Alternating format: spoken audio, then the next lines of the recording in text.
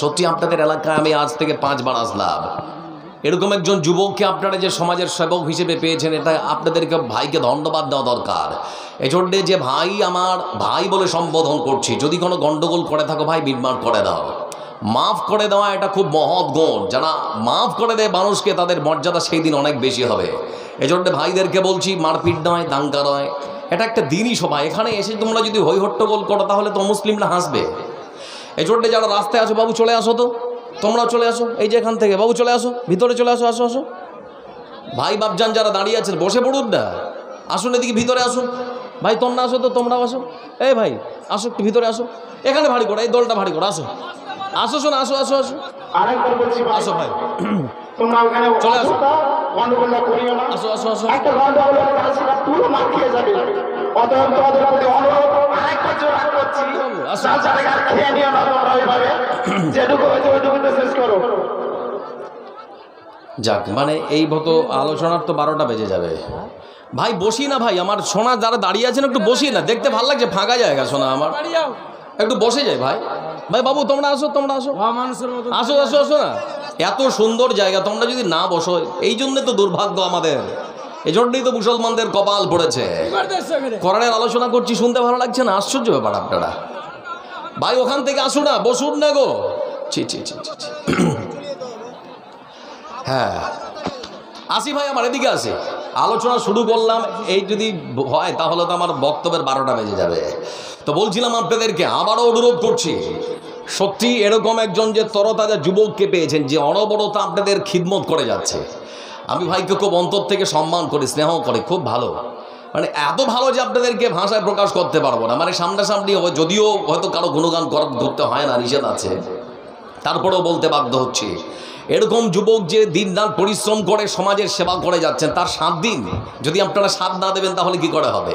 যে যুবকেরা হয়তো হই হট্টগোল করছে, তাদেরকে অনুরোধ করছি, হই হট্টগোল বন্ধ করে ভাই আমার একটু মাফ করার চেষ্টা করো, মাফ করে দাও। হ্যাঁ, এবার আলোচনা আসি। আমরা আলোচনা শুনছিলাম আল্লাহর সাহায্য নিয়ে। কে নিয়ে? আল্লাহর সাহায্য নিয়ে। ওখানে দাঁড়িয়েই থাকলো 4-5টা ছেলে, দাঁড়িয়েই থাকলো না, বসলোই না, দাঁড়িয়েই থাকবে। কিছু থাকে মা জালসা এরকম। ভাই আমার, আর আপনারা উঠাউঠি করবেন না আমার দিকে, আর উঠাউঠি করবেন নাকি? এবার আলোচনা শুরু করে লক্ষ্য করে দেখুন বন্ধু আমার, আল্লাহ রাব্বুল আলামিন তিনি সুন্দর করে কোরআনে কারীমের মধ্যে বলছেন, মুসলমান বান খাবে তোমরা কখন জানো? আমার সাহায্য থেকে বঞ্চিত কখন হবে জানো? যখন তোমরা লাইন ছেড়ে বেড়াইতে হবে, তখন তোমরা আমার কাছে সাহায্য চাইবে, কিন্তু আমি আল্লাহ তোমাদের কোনো প্রকার সাহায্য করব না। আজ আমাদের কাছে আল্লাহর সাহায্য আসছে না, মূলত জানতে হবে যে আমরা আজ লাইন ছেড়ে বেড়াইতে হয়েছি, তাই তো নাকি? কথা লাইন ছেড়ে বেলায় হয়েছি, সেজন্য সাহায্য আসছে না। সাহায্য যে এসেছে তার প্রমাণ আমি আপনাদের সামনে দেব। এমনভাবে কয়েকটা আয়াত দিব না, মনে হচ্ছে এখানে আপনারা দেখতে পাচ্ছেন যে যুদ্ধ চলছে, এখানে মনে করবেন যে যুদ্ধ হচ্ছে, আমি দেব। তার আগে বলতে চাচ্ছি, মহান সত্য আল্লাহ রাব্বুল আলামিন তিনি কোরআনে কারীমের মধ্যে বলেন, আফাগায়রা দীনিল্লাহি ইয়াবগুন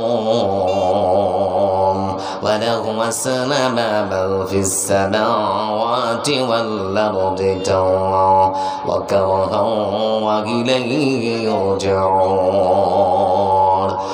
পৃথিবীর মানুষরা তোমরা শুনে নাও, আকাশ আর জমিনের মধ্যে তোমরা যা কিছু দেখতে পাও, পাহাড় পর্বত সমুদ্র নদী নালা খাল বিল, যা কিছু তোমাদের নজরে আসে, সব কিছু আল্লাহর গোলামি করে।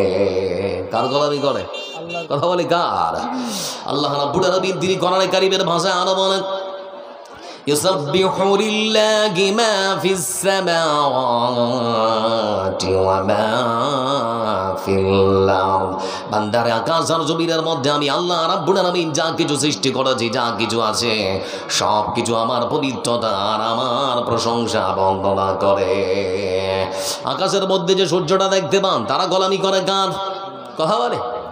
আবার যে চন্দ্রটা আমরা দেখতে পাই, সেই চন্দ্রটাও গোলামি করে কার? আবার যে পাখিগুলো দেখছেন না, ওটাও গোলামি করে আল্লাহ।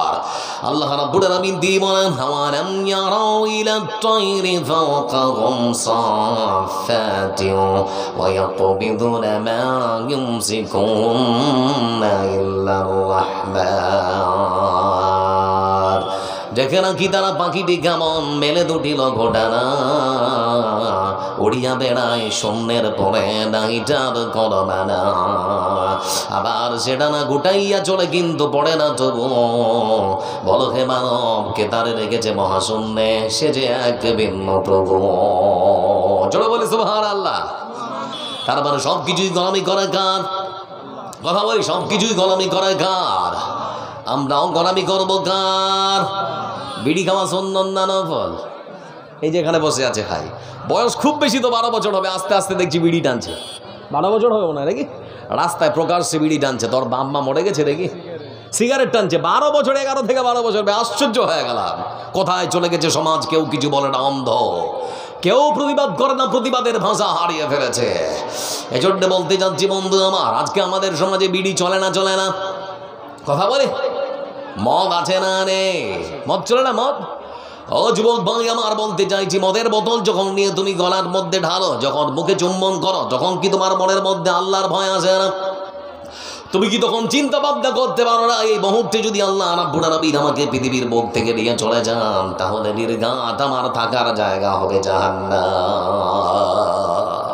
মদ্যপান করে আমাদের যুব সমাজ যদি না হয়, তাহলে আমবাগানে মুসলমানদের গ্রামের কাছে কোনো হিন্দু খেতে আসবে মদ? না, ওটা নির্ঘাত মুসলমানদের ছেলেরা খেয়েছে। কে খেয়েছে? কথা না, কে খায়? অনেক যুব সমাজ আছে খায় না, খায় হেনা বলে খায় না, খায় খায়। বড় বড় দামটা লক্ষ্য করে দেখেছি।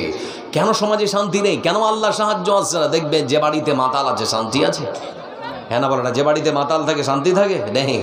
মাতাল সকালবেলা ঢুকেছে, মানে সকালবেলা বাড়ি থেকে বেরিয়েছে, রাত 9টার সময় বাড়িতে ঢুকছে।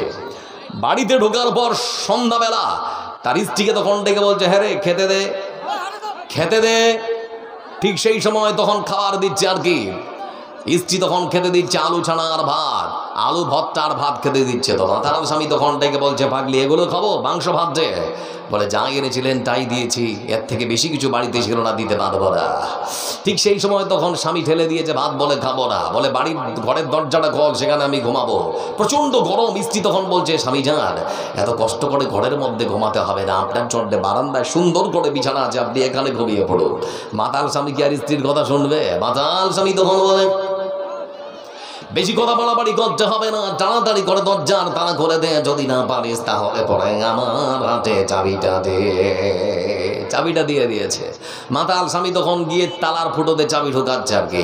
শত চেষ্টা করো, তালার ফুটোতে চাবি ঢোকাতে পারছে না। কেন জানেন? ডান দিকের পা বাম দিক, বাম দিকের পা ডান দিক, রিংটালের মতো চলছে। তো চালার ফুটোতে চাবি ঢুকবে কি? ওরাই ভাই, ওই সোনা কোথায় বস। আশ্চর্য।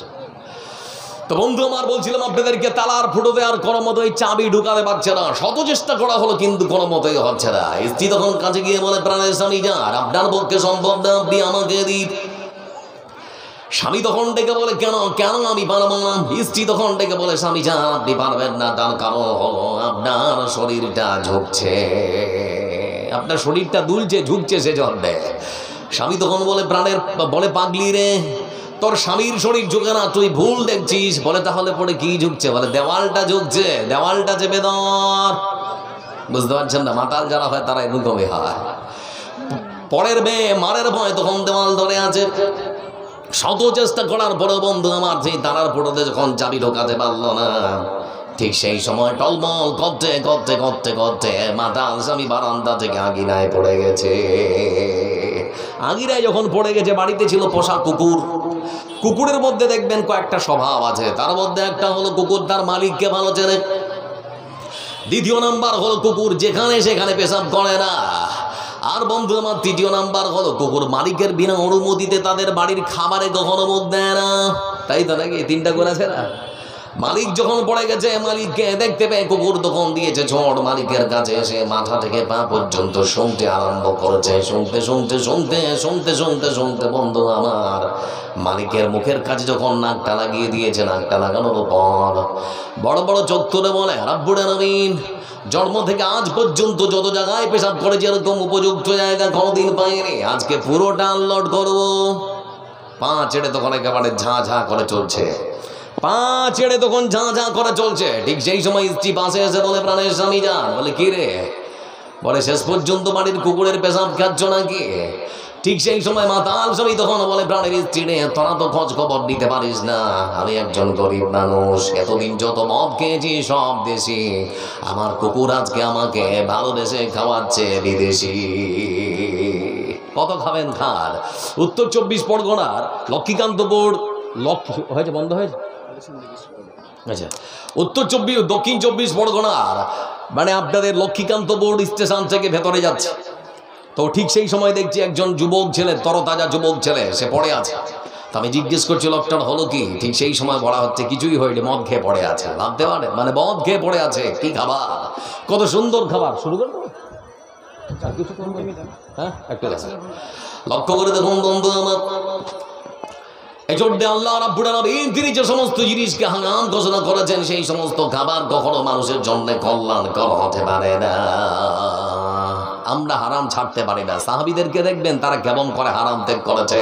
আমার দিকে তাকান বন্ধু আমার, এখন এমন কটা কথা বলবো মনে হবে যে না কিছু শুনলাম ছেড়ে দেবো। আমার দিকে তাকান, লক্ষ্য করে দেখুন বন্ধু আমার, বিশ্বনবী সাল্লাল্লাহু আলাইহি ওয়াসাল্লামের একজন কাছের সাহাবী, তার মানে তার শ্বশুর আবু বকর সিদ্দিক রাদিয়াল্লাহু তাআলা আনহু কয়েকদিন বাড়িতে বসে আছে, আর এমন সময় তার বাড়ির যে চাকর, সেই চাকরটা কিছু খাবার এনে দিয়েছে।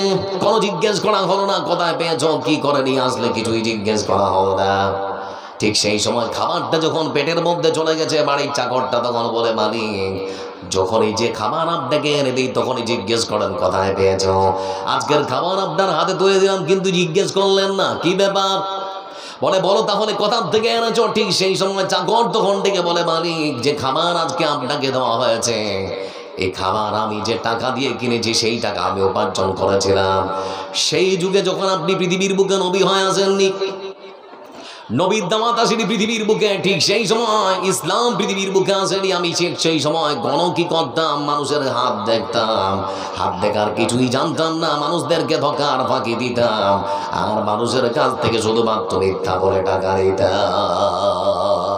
এগুলো হচ্ছে গণকি করা টাকা, এগুলো হচ্ছে হাত দেখা টাকা, মিথ্যে করে আমি এরকম করে মানুষদেরকে ধোঁকা ফাঁকি দিতাম। যেই বলা হলো বন্ধু আমার,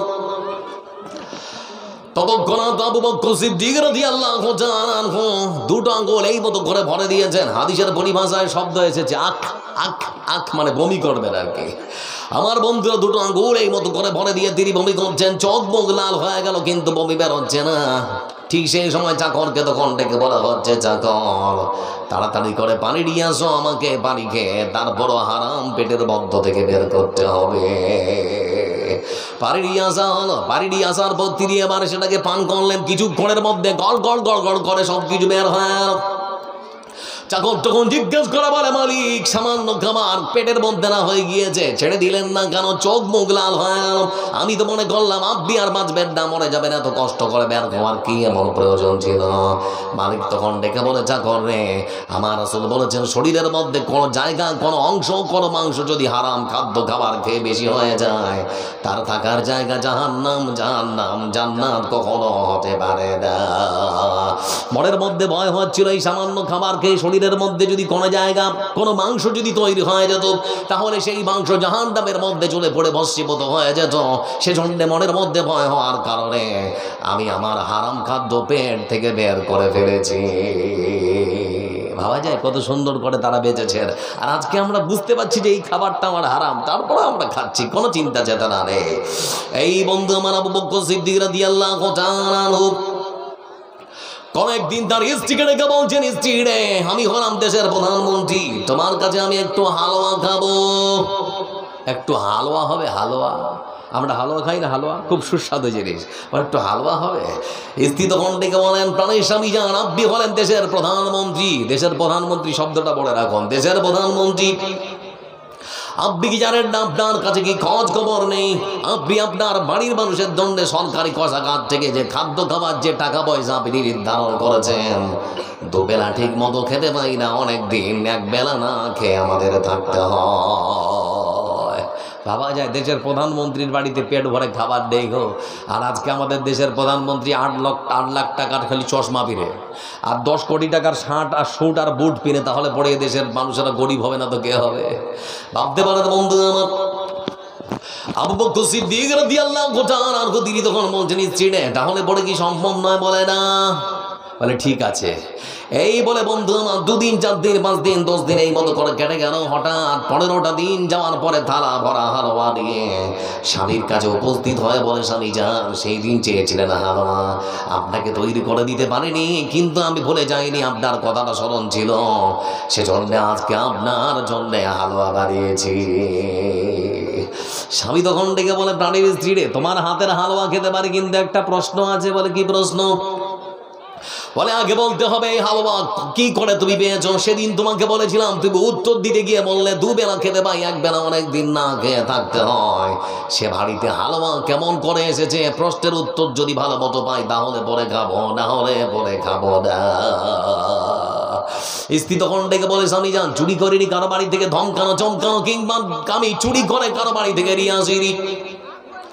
এই হালুয়া যে তৈরি করেছি আপনি যদি শুনতে চান তাহলে পরে আপনাকে বলতে যাচ্ছি, সরকারি কোষাগার থেকে যে গম, যে জল আপনি আমাদের জন্য বরাদ্দ করেছিলেন, সেই গম থেকে একটু একটু একটু একটু করে গম আমি জমা করেছিলাম। আজকে 2 খবল কিংবা 3 খবল গম হয়েছে, সেটাকে জাঁটাতে ফেলেছি, আটা তৈরি করেছি, আর সামান্য কিছু মিষ্টি দিয়ে আপনার জন্য হালুয়া বানিয়েছি।